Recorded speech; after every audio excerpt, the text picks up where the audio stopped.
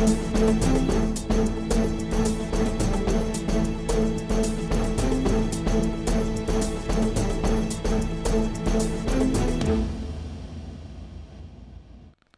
Kejaksaan Agung resmi menahan Jaksa Pinangki Sirna Malasari di Gedung Bundar Kejagung.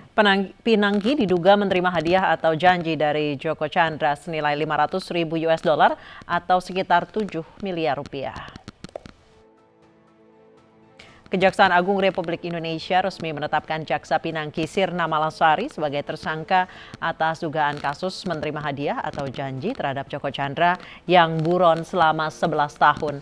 Pinangki ditangkap di kediamannya tanpa ada perlawanan. Diduga Pinangki menerima hadiah atau janji dari Joko Chandra senilai 500.000 US dollar atau sekitar 7 miliar rupiah.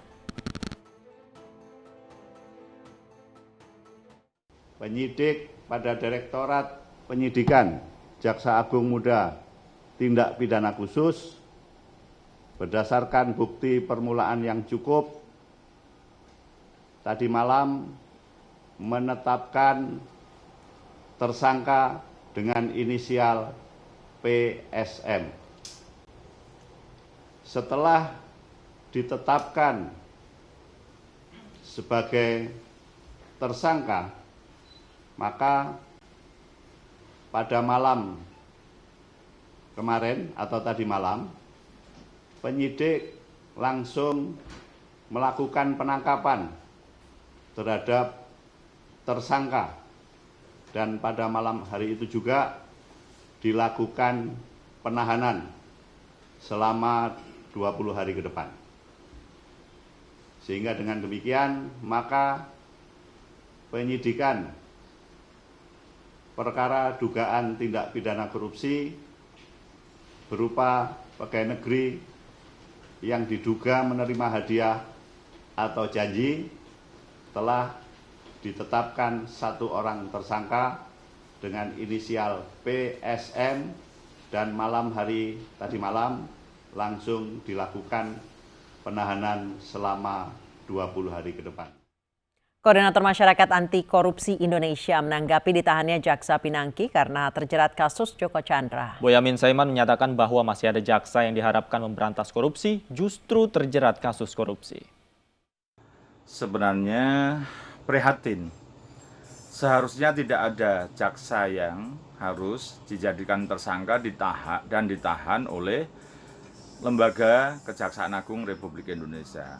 Karena apa? Dalam tataran idealisme, semestinya kejaksaan ataupun pegawai kejaksaan itu kan yang memberantas korupsi.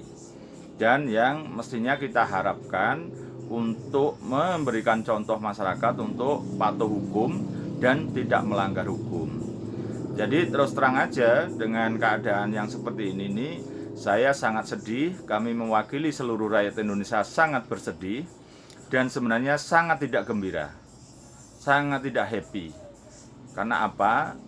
Ternyata sesuatu yang kita harapkan ideal bahwa jaksa akan memberantas korupsi, tapi ternyata masih jauh dari angan-angan.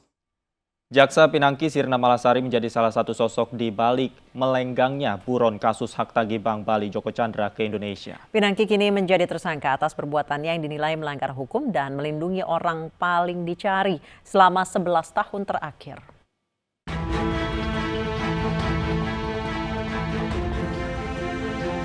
Pinangki Sirna Malasari diketahui sebagai jaksa yang menjabat Kepala Subbagian Pemantauan dan Evaluasi 2 pada Biro Perencanaan Jaksa Agung Muda Pembinaan di Kejaksaan Agung.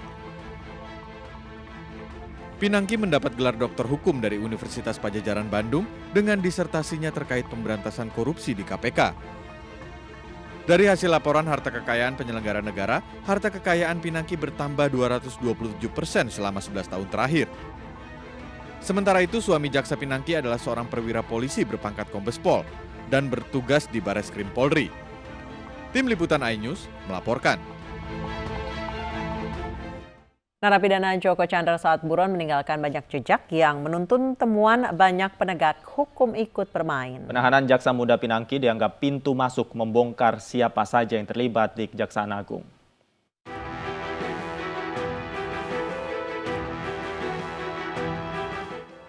Satu persatu, penegak hukum masuk sel karena ulah narapidana Joko Chandra. Hari ini Kejaksaan Agung memberi kabar Jaksa Muda Pinangki Sirna Malasari masuk sel penahanan selama 20 hari ke depan untuk pemeriksaan. Sebelumnya, Kejaksaan Agung hanya mencopot Pinangki karena pelanggaran etis sering keluar negeri tanpa izin atasan. Di luar negeri ia sempat bertemu Joko Chandra, sebagaimana foto beredar di media sosial. Belakangan ada dugaan Jaksa Pinangki penerima suap 7 miliar rupiah. Berdasarkan bukti-bukti yang diperoleh, telah dirasakan cukup diduga terjadi tindak pidana korupsi sehingga ditetapkan tersangkanya, yaitu inisialnya PSM. Masyarakat Anti Korupsi Indonesia atau MAKI menilai Jaksa Pinangki tak bermain sendiri. MAKI menduga ada oknum pejabat tinggi di Kejaksaan Agung kontak dengan Joko Chandra setelah Jaksa Agung rapat dengan DPR. Pejabat tersebut melakukan komunikasi dengan Joko Chandra selama Joko Chandra masih di luar negeri di Kuala Lumpur. Peristiwanya setelah tanggal 29 Juni. 29 Juni itu apa? Ketika Pak Jaksa Agung membuka urusan Joko Chandra di depan DPR. Artinya setelah ramai pun masih ada pejabat Jaksa Agung, Kejaksaan Agung yang melakukan komunikasi dengan Joko Chandra. Jaksa Pinangki ditangkap hanya beberapa hari setelah polisi juga menahan kuasa hukum Joko Chandra, Anita Kolopaking. Jaksa Pinangki dan Anita Kolopaking disebut-sebut teman satu kuliah saat menempuh pendidikan S3 Hukum. Anita menjadi kuasa hukum Joko Chandra diduga atas permintaan seorang pegawai Koperasi Nusantara. Ia, Anita, dan Jaksa Pinangki pernah bertemu Joko Chandra di Malaysia akhir tahun lalu. Rahmat S, pengawas Koperasi Nusantara. Keterkaitannya adalah dugaan keterkaitan dengan tersangka Anita Kolopaking adalah diduga Rahmat S yang mengajak Anita Kolopaking untuk menjadi lawyer Joko Chandra. Rahmat S diduga terbang 2 kali ke Kuala Lumpur bertemu Joko Chandra. Yang pertama tanggal 12 November 2019, terbang bersama Pinangki Sirna Malasari, dan terbang kedua tanggal 25 November 2019 bersama Pinangki Sirna Malasari dan Anita Kolopaking.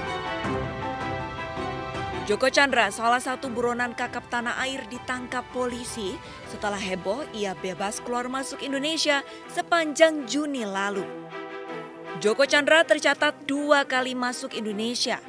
1 kali untuk membuat IKTP dan mendaftar PK di Pengadilan Negeri Jakarta Selatan, dan 1 lagi untuk membuat paspor. Joko Chandra disebut-sebut keluar masuk Indonesia Malaysia lewat perbatasan di Pontianak, Kalimantan Barat. Ia bahkan diduga sempat menginap semalam sebelum keluar dari Indonesia ke Malaysia lewat perbatasan di area perkebunan di Bengkayang.